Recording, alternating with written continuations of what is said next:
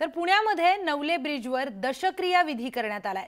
स्थानिक नागरिकांकडून राष्ट्रीय महामार्ग प्रशासनाचा दशक्रिया विधी तिथे करण्यात आलाय। नवले पुलावर वाढत असलेल्या अपघाताच्या विरोधात स्थानिक नागरिक हे दशक्रिया विधी आंदोलन करत आहेत। पुण्यातील नवले पुलावर 13 नोव्हेंबर रोजी अपघात झाला होता। या भीषण अपघातामध्ये 8 जणांचा जीव गेलेला। मुख्यमंत्री 8 जणांचा या अपघातामध्ये जीव गेलेला होता। 13 नोव्हेंबरला हा भीषण अपघात झाला।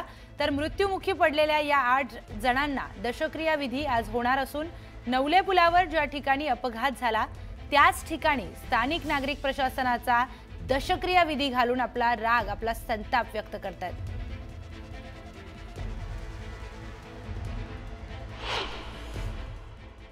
सध्या पुण्यातल्या नवले ब्रिज वरती आहे आणि याच पुण्यातल्या नवले ब्रिज वरती 13 नोव्हेंबर रोजी अपघात झाला होता आणि या अपघातात जवळपास 8 जणांना आपला जीव जो आहे तो गमवावा लागला होता। माझ्या मागे जो रस्ता आहे ना त्याच ठिकाणी बरोबर 13 नोव्हेंबरला संध्याकाळच्या सुमारास हा अपघात झाला होता आणि त्यावेळी स्थानिक नागरिकांनी जे आहे ते या नवले पुलावरती तिरडी आंदोलन केलं होतं आणि त्यानंतर आज 10 ते 12 दिवसांनी बरोबर दशक्रिया विधी जो आहे तो त्या निष्पाप जीवांचा आज पार पडणार आहे आणि त्याच्याच निषेधात प्रशासनाला जाग यावी म्हणून इथल्या स्थानिकांनी या नवले पुलावर ज्या ठिकाणी हा अपघात झाला त्या ठिकाणी दशक्रिया विधी आंदोलन जे आहे ते सुरू केलेलं पाहायला मिळते। रितसर दशक्रिया पूजा जी आहे ते या स्थानिक नागरिकांनी घातलेली आहे। खरं तर तिरडी आंदोलन ज्या दिवशी या 8 जणांचा बळी गेला होता, ज्या दिवशी त्यांचा अंत्यविधी झाला होता त्या दिवशी याच नागरिकांनी या ठिकाणी येत जे आहे ते तिरडी आंदोलन केलं होतं आणि हिंदू धर्माच्या संस्कृतीनुसार तिरडी केल्यानंतर बरोबर 10 ते 12 दिवसांनी दशक्रिया विधी पार पडत असतो आणि ज्या ठिकाणी हा नवले पुलाचा अपघात झाला होता ज्यामध्ये 8 जणांना जीव गमवावा लागला तर तिथं आज या स्थानिकांनी दशक्रिया पूजा जी आहे ती सुरू केलेली पाहायला मिळते। नवले पुलाचा फोटो आहे ज्याला हार घालण्यात आलाय। खरं तर आज त्या 8 निष्पाप जणांचा देखील दशक्रिया विधी त्यांच्या घरी होतोय आणि तुम्ही नवले पुलावर ज्या ठिकाणी अपघात झाला तिथं दशक्रिया विधी करतोय, यामागचं कारण काय? प्रशासनाचा दशक्रिया विधी पार पाडतोय।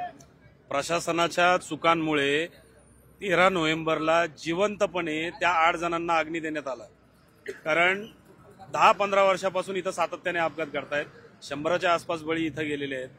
वारंवार सांगतोय की तीव्र उतार आहे, 4.4 ग्रेडियंटचा उतार हा राष्ट्रीय महामार्गाच्या कुठल्याच संहितेत येत नाही, तरी देखील हा उतार कमी करण्याबाबत कुठलीही ठोस उपाययोजना होत नाहीये।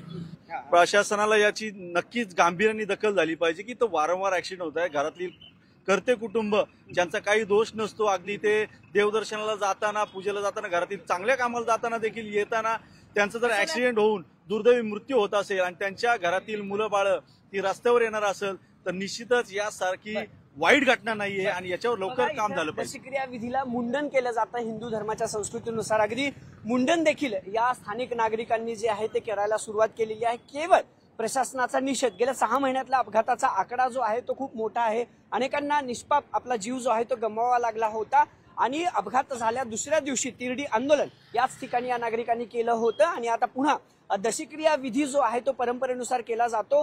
तो दशक्रिया विधी प्रशासनाचा या ठिकाणी पार पाडला जातो। कॅमेरा पर्सन सचिन हंचाटेसह अभिजित पोते, न्यूज 18 लोकमत, पुणे।